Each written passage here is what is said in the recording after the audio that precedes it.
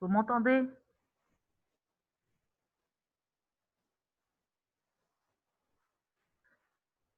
Vous m'entendez? C'est bon? Merci. Allez, on termine. Alors, je vous ai dit, donc les limites de l'examen, lorsque donc, le malade il est intolérant. C'est pour cela, maintenant, la coloscopie, on tend à la faire sous sédation, c'est-à-dire le malade il est endormi, comme ça, ça sera mieux pour le malade et pour nous pour examiner le malade, c'est-à-dire ne pas lui faire mal. Parce que lorsque le malade il souffre, ça nous empêche de progresser. D'accord? Donc, les limites de l'examen, incomplet, de la mauvaise tolérance, dans ce cas-là, donc mauvaise tolérance, il faut la faire sous sédation. D'accord? Et il faut aussi les limites, c'est lorsque le malade ne s'est pas bien préparé. Alors, maintenant, les complications. Quelles sont les complications? Donc, on peut entraîner une occlusion, surtout au cours de la préparation. Si le malade il a une sténose et on lui demande à prendre les 4 litres, ça peut déclencher une occlusion intestinale. Aussi, on peut perforer. Là, il faut faire attention. Il faut que l'endoscopiste sache faire son travail. On peut entraîner des saignements, traumatisme. Donc, il peut y avoir un risque cardiovasculaire si un malade, c'est-à-dire un malade qui a un problème cardiaque. Le risque infectieux, il est identique à celui de la fibroscopie. Toujours, lorsqu'on fait une endoscopie, on entraîne une bactériémie transitoire. Si le malade il a une valvulopathie, il faut lui donner une prophylaxie antibiotique. D'accord? Les résultats, on va voir. Donc, on peut voir les tumeurs, qu'elles soient bénignes ou malignes, les maladies inflammatoires, l'inflammation de la muqueuse, les colites infectieuses, d'accord? L'angiodysplasie et la diverticulose. Alors, je vais vous montrer, voici un côlon normal. Regardez. Un côlon normal, normalement, on voit ces vaisseaux. Aspect en fond d'œil, ça, c'est un aspect normal. OK? Très bien. Et lorsqu'on entre dans le côlon, regardez, on voit des fois une tache bleue.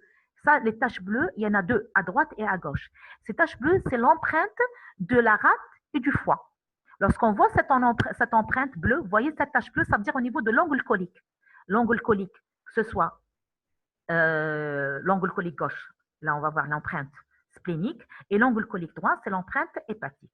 D'accord? Donc on progresse, regardez directement.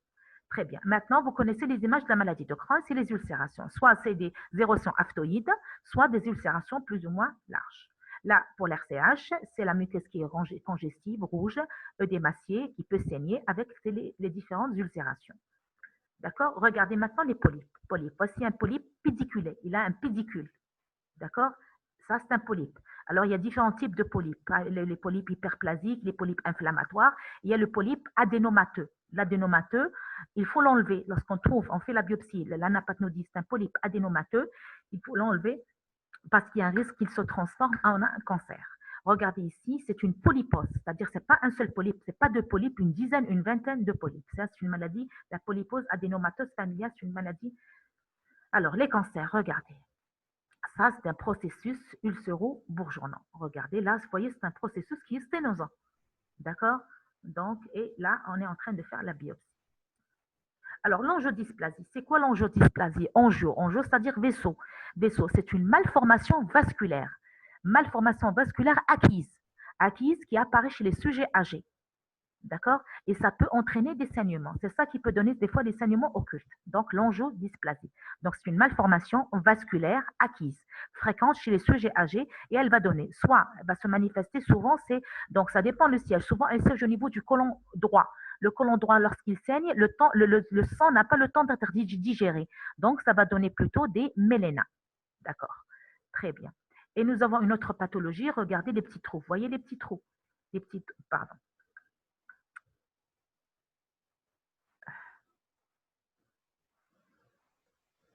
Vous voyez, donc là, c'est des trous, c'est comme du gruyère. Vous voyez des creux, des petits creux. Là, c'est le diverticulose, c'est une hernie, c'est une déchirure. Vous connaissez la paroi de la digestive. On a muqueuse, sous-muqueuse, musculeuse et lacéreuse. Là, il y a déchirure de la musculeuse. Puisqu'il y a une déchirure de la musculeuse, donc la muqueuse et la sous-muqueuse, il y a trop faire.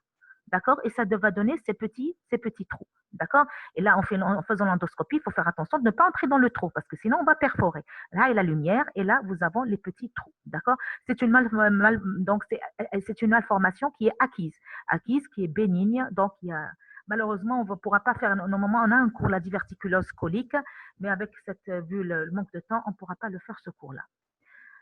Alors, bon. Alors, je vois quelques questions. Alors, ça va. Bon, ça va jusque-là. Qu'est-ce qui se passe? Qu'est-ce qui se passe encore?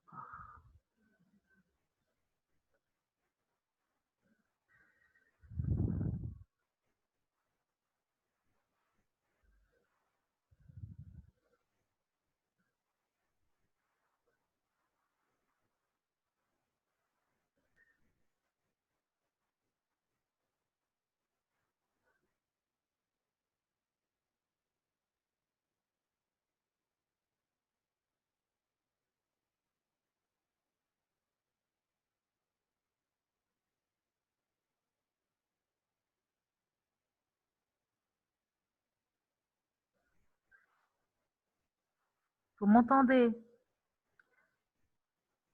Vous n'avez pas compris la diverticulose. Diverticulose, je ne peux pas vous expliquer maintenant la diverticulose. Normalement, il y a un cours sur la diverticulose. Diverticulose, c'est une hernie de la paroi. Hernie. La musculeuse qui est une déchirure au niveau de la musculeuse, donc la muqueuse et la sous-muqueuse, l'eau à travers cette déchirure. Sous la séreuse, ça ne donne pas une perforation. Alors, donc, vous n'avez qu'à voir, il y a le cours de diverticulose.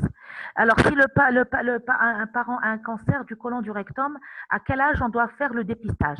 Adulte, un adulte. À l'âge adulte, il faut le faire. D'accord? Hernie de la paroi colique, saignement. Chez un nouveau-né nourrissant, c'est le saignement. À part le saignement, ou alors une dysphagie, le reflux. D'accord? Dysphagie ou hémorragie. Alors, l'entéroscopie maintenant. L'entéroscopie, l'entéroscopie. Alors, on a vu, on a exploré, donc par voie haute, oso-gastro-duodénal. Maintenant, l'entéroscopie, c'est un examen endoscopique qui permet d'explorer le grêle. Vous avez vu, par le côlon, on a pu explorer les quelques centimètres de l'iléon, le bas, par le haut, par le bas. Il nous reste tout le grêle. Le grêle, il est très difficile à explorer. Alors, il y a l'entéroscopie. L'entéroscopie, il faut un endoscope spécial, un entéroscope très long, très long. Il faut une anesthésie générale. Et elle dure jusqu'à 6 à 8 heures pour faire l'examen. C'est un endoscope très fin, 5 à 7 mm, et on l'introduit par le nez, c'est pas par la bouche. Et le péristaltisme se fait lentement grâce au péristaltisme. Donc, ça, c'est des centres spécialisés. Elle n'est pas d'utilisation courante. Elle est de plus en plus abandonnée depuis l'apparition. Donc, quand est-ce qu'on va la demander? C'est surtout les hémorragies digestives occultes. Occultes, c'est-à-dire la maladie présente une anémie inexpliquée. On a fait la fibroscopie, il n'y a rien. On fait la coloscopie, tout est normal. Donc, c'est l'indication de l'entéroscopie. Si on suspecte une malformation artério-veineuse ou il y a une angiodysplasie du grêle, si on suspecte une tumeur du grêle, d'accord, ou une diarrhée inexpliquée chez les immunodéprimés, on peut la demander. Mais je vous ai dit maintenant, comme elle dure très longtemps, le coût il est très élevé, une anesthésie générale 6 heures et tout, donc c'est un examen qui est lourd. Donc maintenant, elle tend à disparaître. Maintenant, il y a un examen mieux, qui est la vidéocapsule. La vidéocapsule, regardez. Donc, c'est une endoscopie miniature contenue dans une gélule 21 mm de long, 12 mm de large, avalée comme une pilule, comme une gélule, d'accord, par le patient. Elle n'est pas digérée, donc elle va traverser tout le tube digestif grâce au péristaltisme et elle va être éliminée, on va la récupérer par les voies naturelles. Donc, exactement. Et tout le passage, le long de son passage, elle a pris des photos ou même des images et elle-même, elle a pris un film. Donc, sans un film, un enregistrement, et on va la prendre et on va développer et on va voir. Permet d'exploration complète du grêle avec une nette supériorité par rapport à l'endoscopie. D'accord? Surtout en matière de saignement occulte. Et là, elle va nous montrer, regardez des images, et vous voyez ici, regardez ici, un petit ulcère. D'accord? Là, c'est un parasite. D'accord? Là, une ulcération, une large ulcération. OK? Donc, c'est dans des centres, c'est pas tout le monde qui a. Il y a en Algérie un seul centre à Alger qui les font de temps en temps. D'accord? Très bien. Jusque-là, ça va. Donc, vous avez vu qu'on a exploré le tube digestif, tout le tube digestif, ce soit par le haut ou par le bas. Par le haut, qu'est-ce qu'on a fait? La fibrose oso-gastro-duodénale, l'entéroscopie. Par le bas, l'anuscopie, la rectoscopie et la coloscopie. Vous avez vu qu'on a vu tout le tube digestif. Alors, maintenant, on veut explorer d'autres. L'appareil digestif, il ne contient pas que le tube digestif, l'appareil. Il y a aussi les glandes. Qu'est-ce que nous avons? Les voies biliaires. Donc, les gens, ils ont réfléchi, pourquoi ne pas explorer les voies biliaires grâce à l'endoscopie. D'accord? Et c'est ça, regardez, voici l'endoscope, vous vous rappelez, c'est pas n'importe quel endoscope, c'est la latéroscope. Comment accéder aux voies biliaires? Le tube digestif, comment arriver aux voies biliaires? L'ampoule de Vater, la papille duodénale, réfère à l'ampoule de Vater, qui est un sphincter, le sphincter d'Oddi. Et bien le sphincter, grâce à ce sphincter, on peut arriver, que ce soit les voies biliaires ou le virsong, même le pancréas. D'accord? Donc, grâce à un endoscope, je vous ai dit un latéroscope, on va cathétériser la papille. D'accord? Et on va introduire un produit de contraste et ça va nous donner des images. D'accord? Donc, l'indication, quand est-ce qu'on va? C'est obstacle sur les voies biliaires, lithiase, pathologies du pancréas qui ne sont pas diagnostiquées, normalement c'est l'échographie et le scanner. Si l'échographie et le scanner ne permettent pas le diagnostic, donc on peut opacifier directement les voies biliaires grâce à la papille. D'accord? Mais ça reste un geste invasif.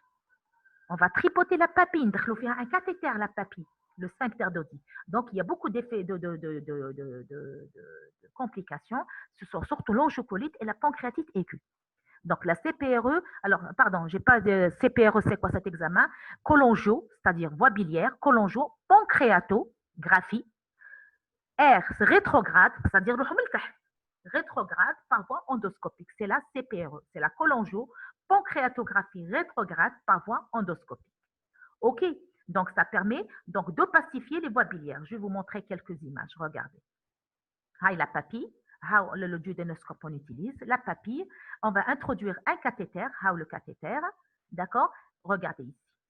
On se met en face de la papille, le cathéter la papille, le sphincter d'Oddi, et avec bien sûr sur un table de radiologie, on va injecter le produit de contraste et on va prendre des images directes, on va opacifier directement les voies biliaires, d'accord? Donc, regardez ici, ils ont exploré les voies biliaires. Normalement aussi, sur ce côté-là, ça va être le virsong. D'accord?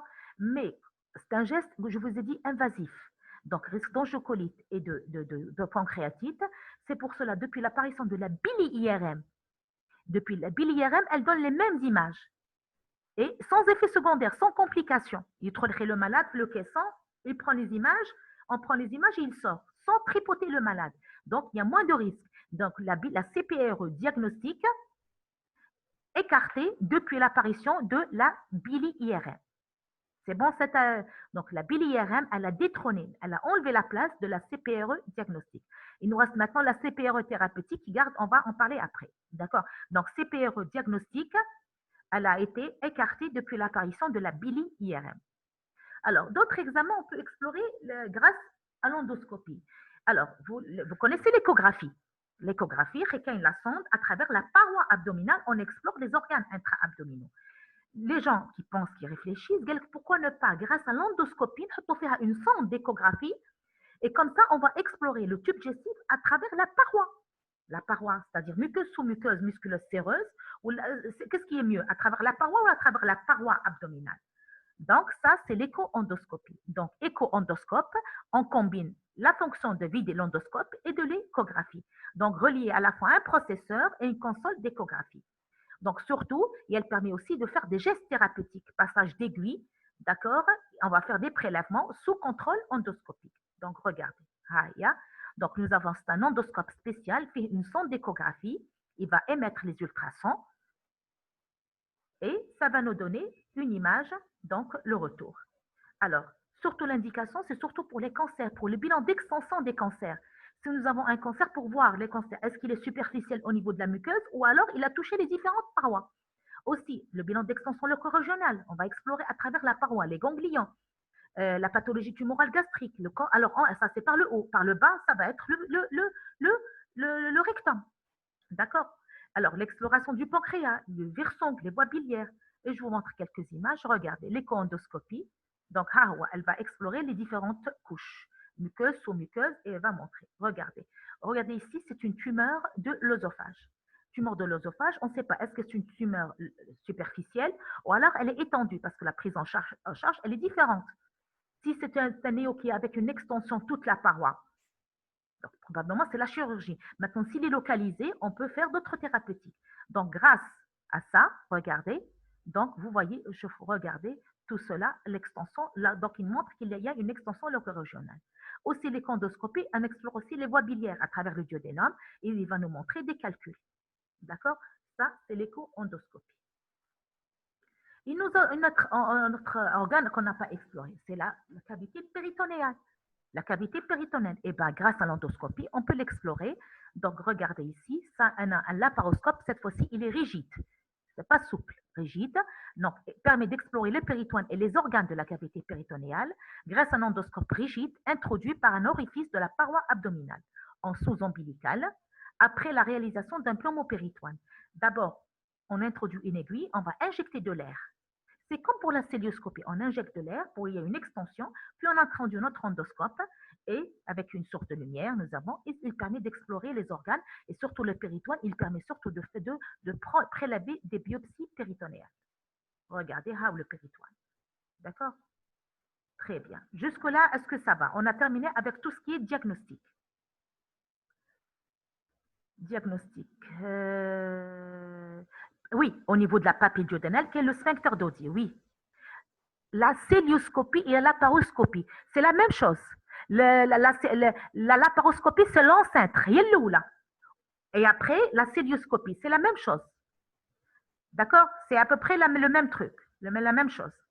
Mais plus évoluée. La célioscopie, elle est plus évoluée. La laparoscopie, on introduit simplement le laparoscope pour faire des biopsies. Mais comme la célioscopie, pardon, la laparoscopie, c'est l'ancêtre. Là, on va adjecter la célioscopie. C'est bon, ça va. Apparemment, ça va. Note-le rapidement, s'il vous plaît. On a perdu beaucoup de temps. On va aller commencer par l'endoscopie thérapeutique. Maintenant, comment on peut soigner grâce à l'endoscopie? D'abord, les dilatations. Vous vous rappelez, les dilatations. Nous avons les dilatations mécaniques grâce aux bougies de Savary-Miller. Donc, surtout les sténoses organiques, soit cancéreuses, peptiques, caustiques ou post-sclérothérapie. Nous avons aussi les dilatations pneumatiques grâce au ballonnet. C'est surtout lorsque la sténose, elle est fonctionnelle. Elle n'est pas organique. C'est surtout, vous avez fait le cours, l'achalasie du cardiaque, du sphincter inférieur de l'œsophage. Maintenant, on peut poser des prothèses. Des prothèses, c'est-à-dire des prothèses, c'est surtout pour restaurer la perméabilité, la continuité du tube digestif. Là, c'est surtout en cas de dysphagie au cours d'un cancer. Un cancer inopérable, très étendu, ça ne marche pas, ni la chirurgie, ni rien. C'est-à-dire que c'est un traitement palliatif. On ne peut pas guérir le malade. Le malade, il a une dysphagie, il n'arrive pas à avaler. Donc, pour améliorer sa qualité de vie, on peut mettre une prothèse. On dirait, on creuse un trou. Regardez ici, une prothèse qui va permettre, regardez, après la mise en place du prothèse, regardez ce TOGT. La sténose, après avoir mis la prothèse, regardez, et un passage. Un passage, c'est temporaire. Quelques semaines, 1 mois, 2 mois. Donc, le malade, il va mourir dans les 1 mois, 2 mois, mais au moins, on lui donne une qualité de vie. Il peut avaler. D'accord? Très bien. Un autre examen, c'est la sphinctérotomie. La sphinctérotomie, vous vous rappelez la CPRE. Le latéroscope. D'accord? Très bien. Cette fois-ci, ce n'est pas opacifier. On ne veut pas opacifier. On veut ouvrir le sphincter d'Oddi. D'accord? On veut avoir un accès direct pour les voies biliaires, par exemple, pour retirer des calculs. Imaginez un sujet âgé. Il a 70 ans, cardiopathe, plein de pathologies. Il a un calcul biliaire, la voie biliaire principale. Le chirurgien vous dit, l'opération, elle est facile. Mais le réanimateur, il vous dit que je ne peux pas l'endormir. Si je l'anesthésie, il va mourir sur table. Donc, la contre-indication de l'anesthésie. Donc, grâce à la sphinctérotomie, endoscopiquement, on n'a pas besoin d'anesthésie générale. On a besoin un peu de Valium. Un peu de Valium, c'est tout. Le malade, il est endormi. Et grâce à l'endoscopie, on va lui retirer ce calcul. D'accord? Donc, incision diathermique, on va ouvrir. Là, bien sûr, il faut qu'il y ait un bilan d'hémostase correct. Donnant accès sur les voies biliaires. Regardez. On ouvre. Regardez ces images-là. Voici. Elle a différentes façons de l'enlever. Soit avec un ballonnet. On introduit le ballonnet, on le gonfle et on ramone. Et on fait sortir imaginez, le calcul rouge par la bouche. Ici, basket, c'est, on dirait, un panier. Ici, c'est une prothèse en cas de un problème inflammatoire ou néoplasique. Vous voyez, donc c'est la sphinctérotomie. Donc je vous ai dit la CPR diagnostique abandonnée, mais la CPR thérapeutique, ce qu'on appelle la sphinctérotomie. La sphinctérotomie, elle est toujours au contraire, elle a beaucoup évolué ces dernières années. Maintenant, même les chirurgiens ne veulent plus opérer. Opérer, c'est ouvrir l'abdomen, ouvrir le cholédoque, retirer le calcul, alors qu'on peut le retirer facilement, parfois endoscopique, le retirer par la bouche. Ça, c'est la sphinctéro. D'accord? Nous avons une autre technique, la polypectomie. Polypectomie. Vous vous rappelez, on avait parlé, le polype. Polype, c'est une tumeur bénigne. Bénigne. Mais le type adénomateux, l'adénome, le polyadénome, il est bénin. Mais s'il reste en place, il va se transformer. Dans 100% des cas, il va devenir un cancer. Donc, on préfère l'enlever tant qu'il est bénin. D'accord? Grâce à une anse diathermique, regardez, on va l'enlever. Ou le polype, il faut que il soit pédiculé. Regardez l'image, il faut qu'il y ait un pied pour pouvoir insérer. Donc, on va fermer le lance, la fermer, et on va faire passer un courant électrique. Regarde, le polype, il lance, on ferme lance, on fait passer un courant électrique, et le polype, il est coupé, et on va le retirer. OK? Très bien. Maintenant, la mucosectomie. La mucosectomie, c'est pour les polypes. Regardez, vous voyez la petite fraise, c'est un polype qui n'a pas de pied, il n'est pas pédiculé, il est sessile, donc il est couché sur la muqueuse. Donc on ne peut pas l'enlever avec la polypectomie. Donc là, on fait une mucosectomie. Grâce à une aiguille, on va injecter sous le polype, injecter du sérum. Ça, il va permettre de soulever la muqueuse, vous voyez? Et on va le réséquer. D'accord? Ça, c'est la mucosectomie. Maintenant aussi, extraction de corps étranger. Donc, un enfant qui a avalé, par exemple, les enfants avalent n'importe quoi. Les pièces de monnaie, tiens, pièces de monnaie ou là, un bridge, d'accord? Donc, s'il reste encastré au niveau de l'œsophage, risque de faire une perforation ou une hémorragie. Donc, nous avons différentes pinces pour enlever ce corps étranger. Maintenant, nous avons l'hémostase, arrêter le saignement par voie endoscopique. Vous vous rappelez maintenant, au niveau de l'œsophage, la rupture des varices œsophagiennes. La varice œsophagienne, soit on fait la sclérothérapie, mieux on fait la ligature élastique. D'accord? Maintenant, kiff, au niveau du duodène of l'estomac, l'hémorragie ulcéreuse. Vous vous rappelez, on avait parlé, soit on injecte avec une aiguille, de l'adrénaline qui va entraîner vasoconstriction, soit nous avons les clips. Maintenant, il faut revenir au cours de la maladie ulcéreuse. Il nous reste encore une thérapeutique, ce qu'on appelle la gastrostomie endoscopique percutanée. Gastrostomie. Vous vous rappelez la jéjunostomie? On peut faire jéjunostomie, mais la jéjunostomie, elle est chirurgicale. C'est le chirurgien, il ouvre l'abdomen, où il prend une anse jéjunale, il va mettre un tuyau, il va la boucher. Ça, la gastrostomie, on n'a pas besoin de chirurgien, c'est-à-dire on la fait endoscopiquement. Donc, cette méthode permet la pose non chirurgicale d'un dispositif d'accès à la cavité gastrique dans un but de nutrition. Donc, elle est indiquée surtout la nutrition, perte d'autonomie nutritionnelle prolongée. Imaginez un sujet âgé, il a un cancer de l'œsophage qui obstrue l'œsophage. Il n'arrive plus à manger. On ne peut pas faire la prothèse. On peut lui mettre la prothèse œsophagienne. Donc, comment il va s'alimenter, le malade? La jéjunostomie d'alimentation, c'est chirurgical. On veut éviter la chirurgie, c'est un peu lourd. Endoscopiquement, grâce à l'endoscopie, on peut mettre une petite sonde, la boucher à l'estomac et le malade va introduire les aliments directement au niveau de l'estomac. C'est-à-dire, on peut l'indiquer aussi, l'indication, c'est les AVC. Chez les sujets AC, un AVC. Lorsqu'ils font un AVC, ils vont faire une dysphagie secondaire à cette AVC. Ils n'arrivent plus à avaler. L'œsophage, il est sain, mais ils n'arrivent plus à avaler. Et bien, au lieu de faire la jéjunostomie d'alimentation, on fait une gastrostomie endoscopique. D'accord? Regardez, la sonde, on l'introduit grâce à l'endoscope, on l'introduit, on la bouche et le malade, donc on lui règle son problème. Maintenant, le dernier thérapeutique dont on dispose, c'est le traitement des hémorroïdes.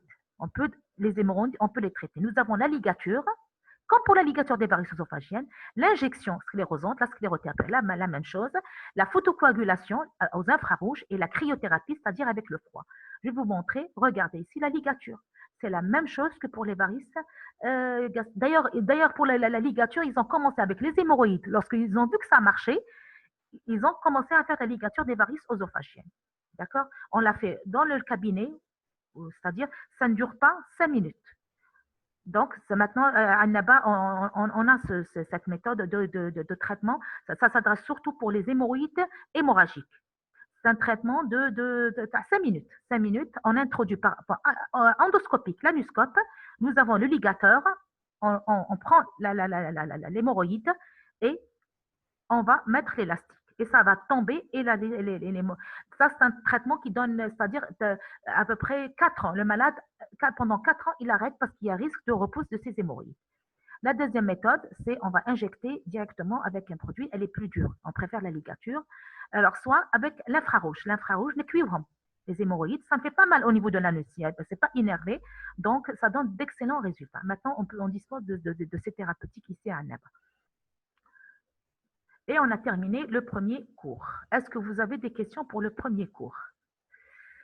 Alors,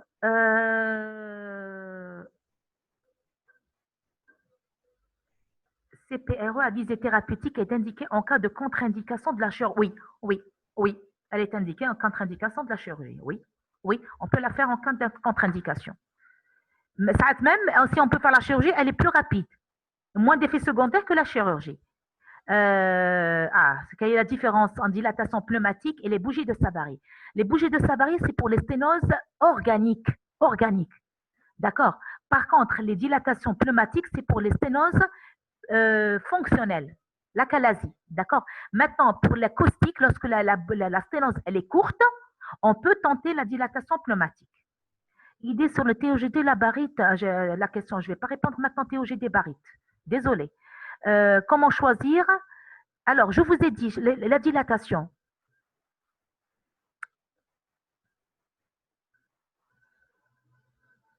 Les dilatations, comment choisir? Je vous dis, lorsqu'il y a l'achalasie, ça dépend de la pathologie. Lorsque nous avons une achalasie, c'est une sténose fonctionnelle.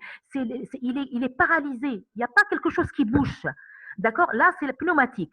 Par contre, pour les sténoses, lorsqu'elles sont organiques, soit peptiques, soit caustiques, soit néoplasiques, c'est les bougies. Maintenant, si la sténose, elle est courte, on peut tenter pneumatique. Mais gardez, sténose fonctionnelle, c'est les pneumatiques. Les sténoses organiques, c'est les bougies de Savary. Alors, j'ai pas compris le. Non, non, non, il n'y a aucun rapport. Le cancer, il n'y a aucun rapport. Non, non, non, non, non. Je vous parle de la dysphagie. La dysphagie, elle peut être causée par un cancer de l'œsophage qu'on ne peut pas opérer, ou là, l'AVC qui peut entraîner une dysphagie. Il n'y a aucun rapport. Ne me faites pas dire ce que je n'ai pas dit. Je vous parle de la dysphagie lorsque nous avons un problème au niveau de l'œsophage et le malade ne peut pas s'alimenter, que ce soit à cause d'un cancer de l'œsophage inopérable ou, par exemple, un AVC, il lui entraîne une dysphagie, cette fois-ci fonctionnelle. OK? Donc, on peut faire une mécosectomie. Non, là. L'idéal, c'est une hémostase. Non, non, non. D'abord, on corrige l'anémie. Bilan d'hémostase normal. Exactement. D'accord? Mucosectomie. Ici, le malade, il saigne. Déjà, un HbA8, il nous fait un saignement. Jamais. D'accord? On corrige l'anémie. Un bilan d'hémostase, bien sûr qu'il soit normal. Obligatoire qu'il soit normal. Parce que c'est un geste invasif. OK? Donc, avec la gastrectomie, quoi la gastrectomie? J'ai pas compris. Bien sûr qu'il faut toujours un bilan d'hémostase. C'est invasif. Vous voyez, on est en train de faire des trous au niveau de l'estomac, de la paroi. Donc, il faut un bilan d'hémostase. Une incision diathermique. Diathermique, c'est-à-dire un courant électrique. C'est un courant électrique. D'accord? De la chaleur qui va déchirer. Ça va jusque-là? Une dernière question ou là, c'est bon? S'il vous plaît, il nous reste un deuxième cours. Oui, oui, oui, oui, oui. Allez, c'est bon. Ça va, vous avez compris. Donc, vous apprenez les différents examens. D'accord? Je ne vous demande pas les détails, là, mais apprenez quelles sont les méthodes diagnostiques et les méthodes thérapeutiques. OK, allez.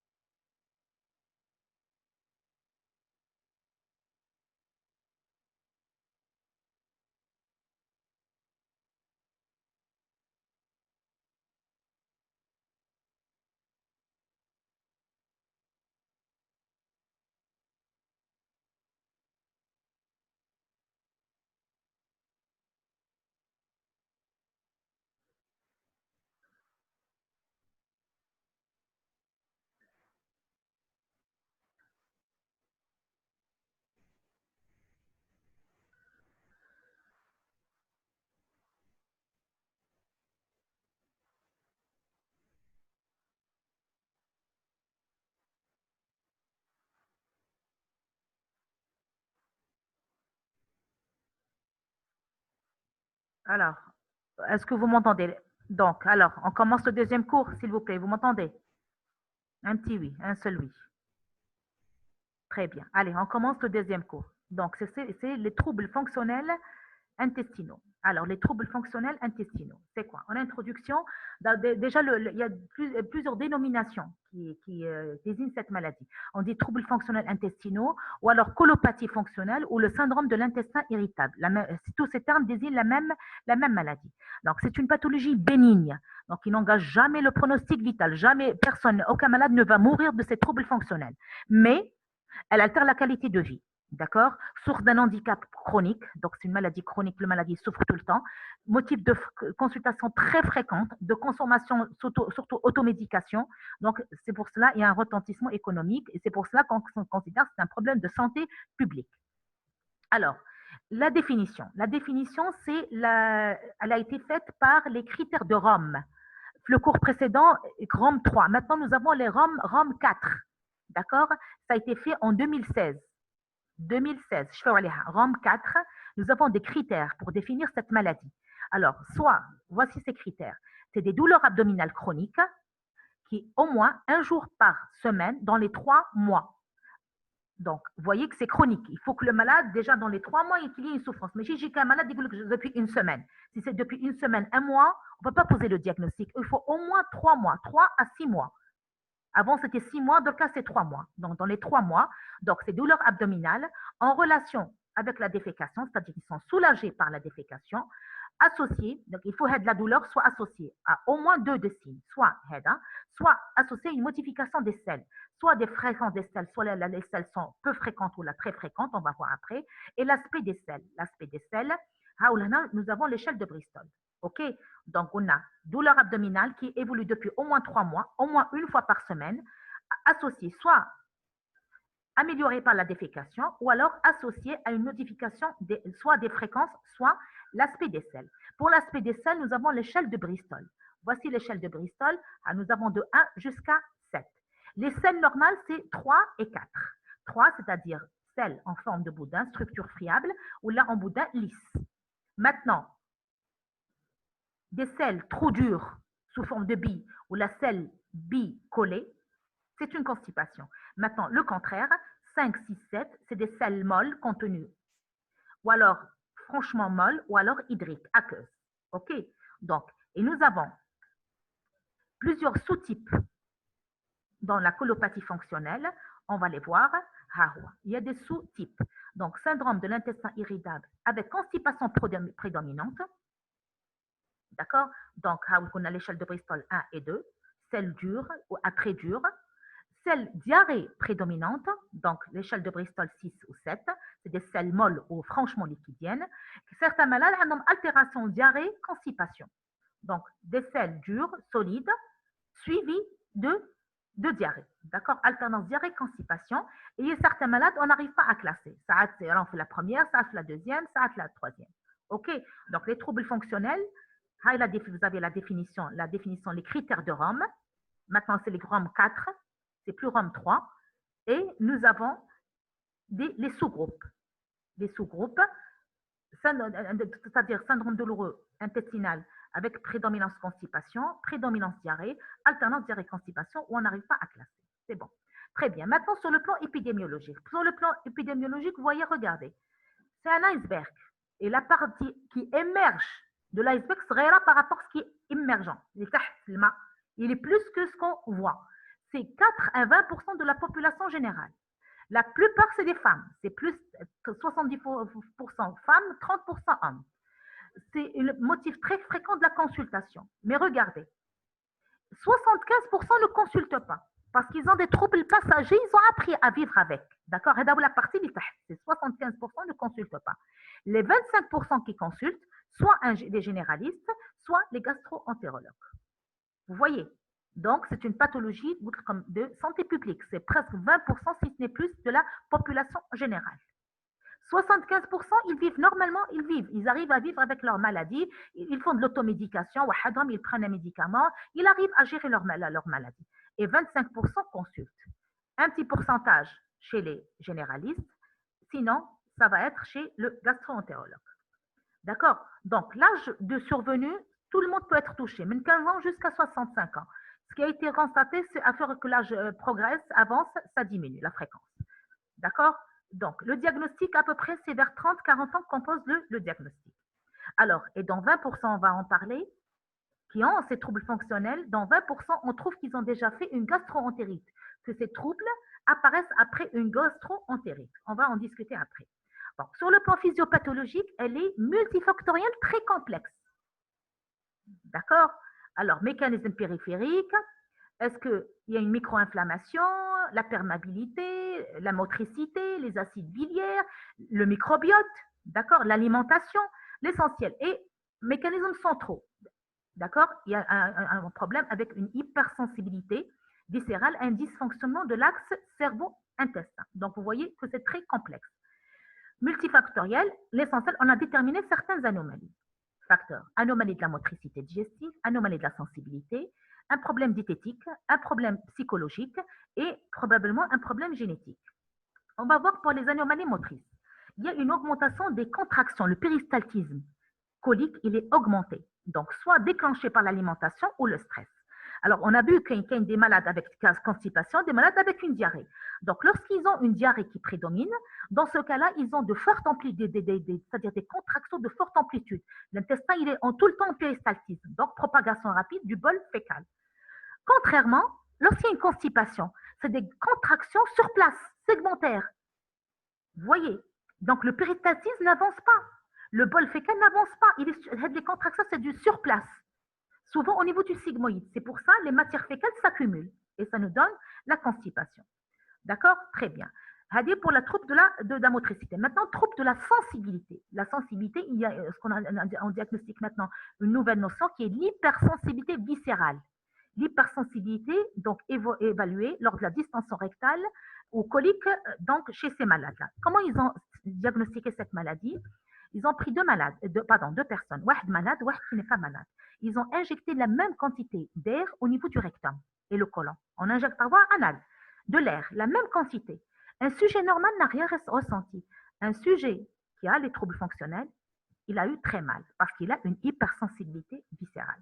Donc, les patients souffrant de syndrome d'intestin irritable tolèrent plus difficilement la distension colique, comme si leur seuil de perception de la douleur a baissé. Le seuil de perception de la douleur chez ces malades-là, il est très bas. D'accord? Et ça déclenche cette douleur.